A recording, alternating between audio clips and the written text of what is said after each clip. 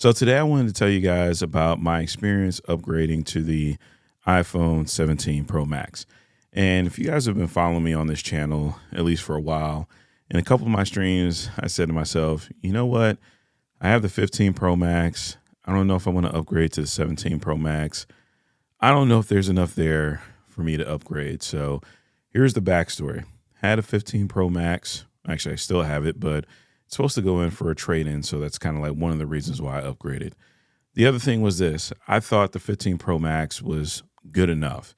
And to be honest, for a lot of people out there, the 15 Pro Max is still technically good enough. Also, the other thing I did with my 15 Pro Max a couple months ago was I replaced the battery because I said to myself, what would be the point in upgrading a phone just because the battery went down? So I replaced the battery in the phone.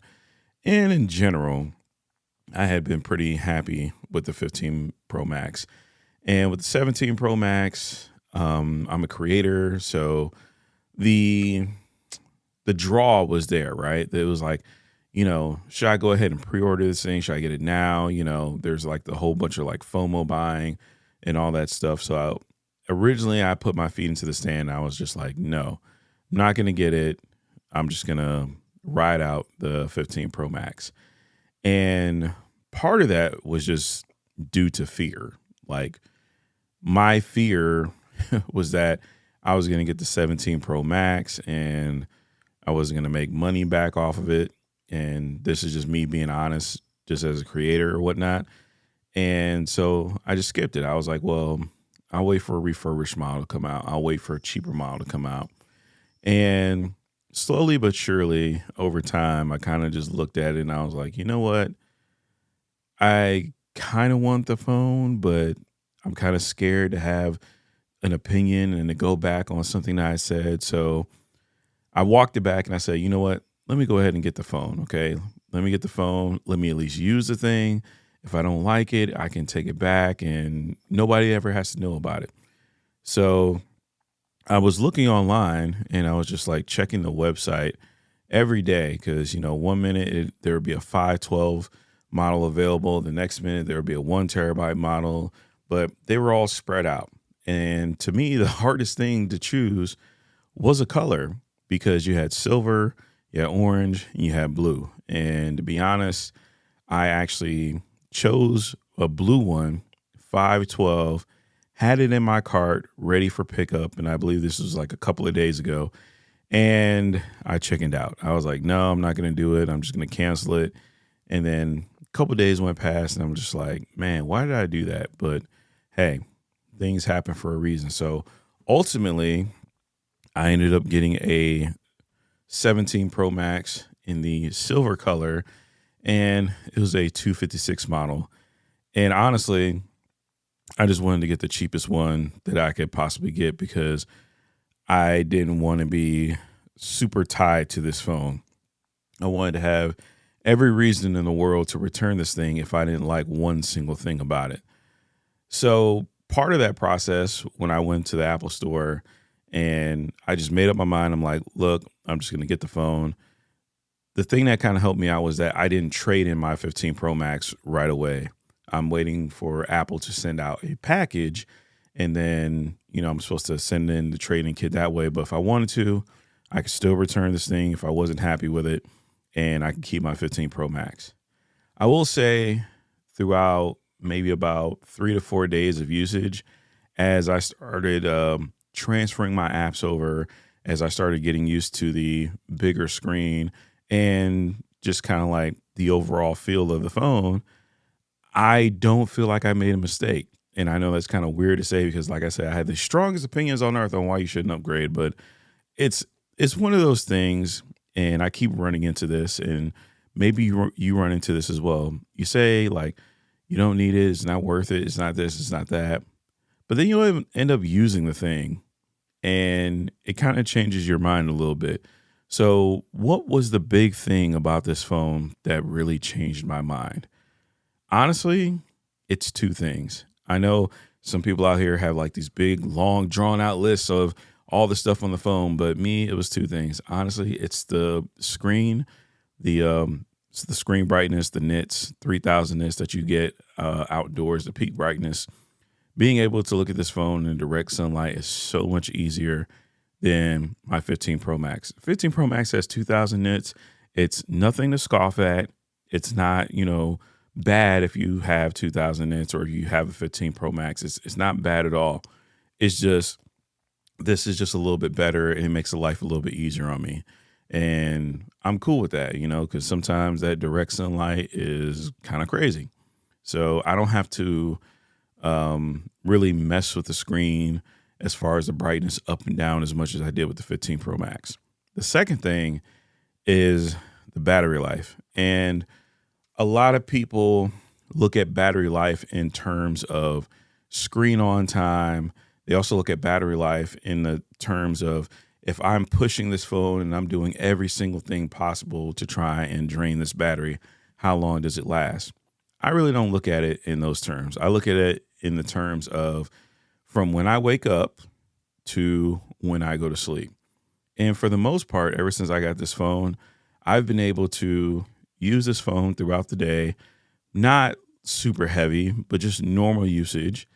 And I would still have 50%, maybe sometimes 40% the next day. And that's just using the phone throughout the day. I'm the type of person where sometimes I will charge my phone throughout the day. Sometimes I won't charge it. And that buffer there, as far as like just the battery life, just kind of had me sold already. The battery in this phone is significantly larger than the 15 Pro Max was. So that is kind of like a welcome thing to it. And, just for people asking, this is the eSIM model. So it has the largest battery that they could put inside the iPhone, whereas like the SIM models have a little bit smaller battery. But yeah, those two things, screen and battery. And yeah, do I have like this whole laundry list of things that I'm going to do with the phone? No, it was just an easy upgrade.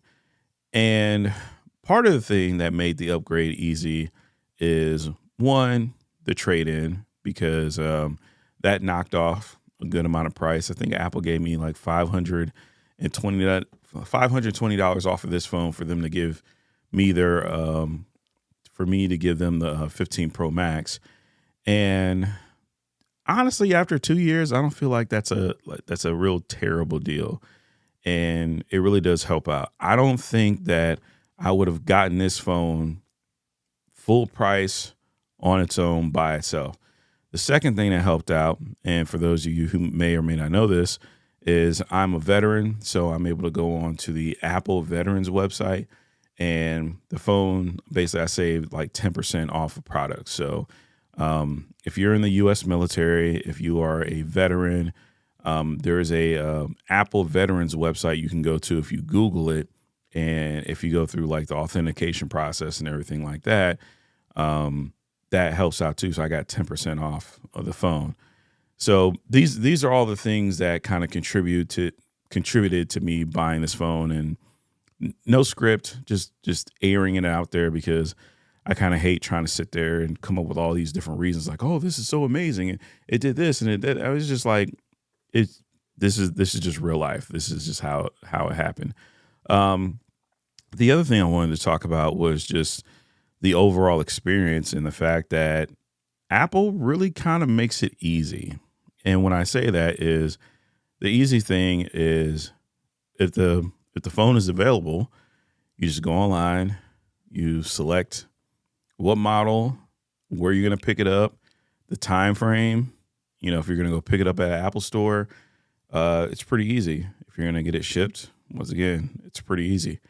And even going into the Apple store, I always just enjoy it because it's always like a welcoming vibe. Like nobody ever looks at you like, oh, what are you doing here? Like people are always friendly, always helpful and stuff like that. Even when I was talking, with one of the Apple employees about the upgrade or whatnot, and like me and him had like a pretty decent conversation going back and forth.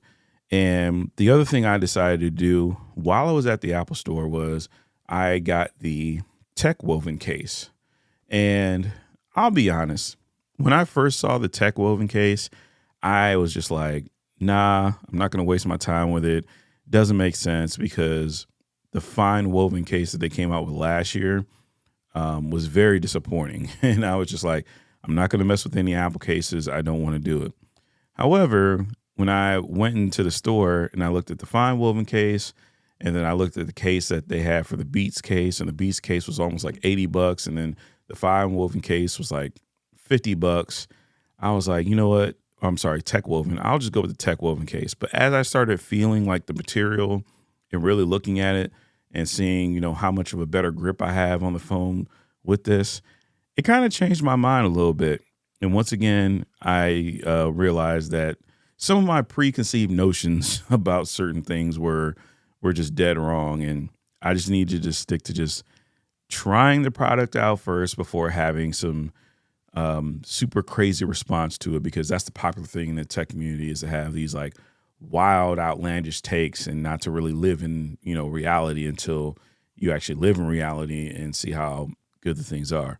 So I got the tech woven case, so I don't have to worry about, dents or bumps or scratches or anything like that, because there's a whole controversy going around with the iPhone series going back to aluminum and it not holding up as well. But yeah, just put a case on your phone. So definitely got this case. The other thing I did was I got a screen protector from Apple.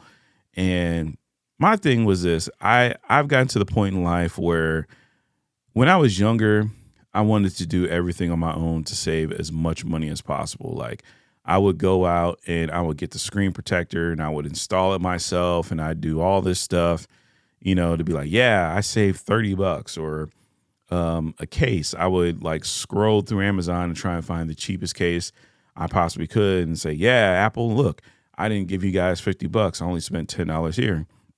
And just as I've gotten older, I care a little bit less. Like, I'm pretty much at the point where I want to walk in the store, I want to buy a case, I want to get a screen protector.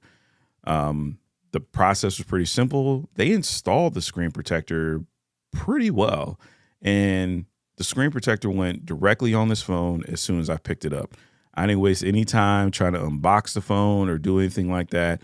I was just like, as soon as we got the phone, we took the paper off, out the box, screen protector, case, and I was pretty much, happy from there. And yeah, it's been a pretty good process, and for the most part, I'm completely switched over.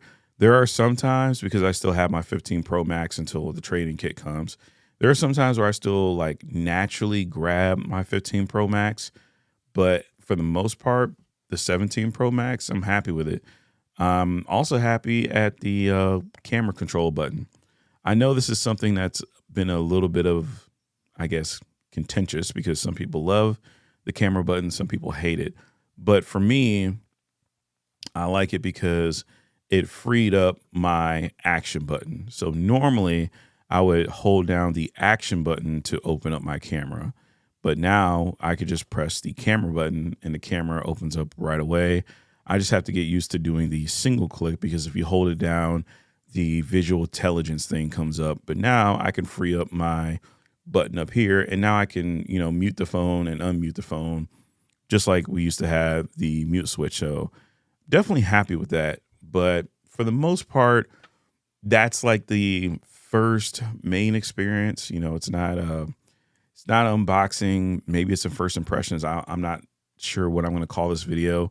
Maybe it's, me being honest with the camera moment or whatnot. But yeah, I am glad that I upgraded to the phone, and I'm glad that I gave it a chance instead of just no, I'm not doing it. Apple's not going to get my money. So yeah, let me know what you guys think down in the comment section below.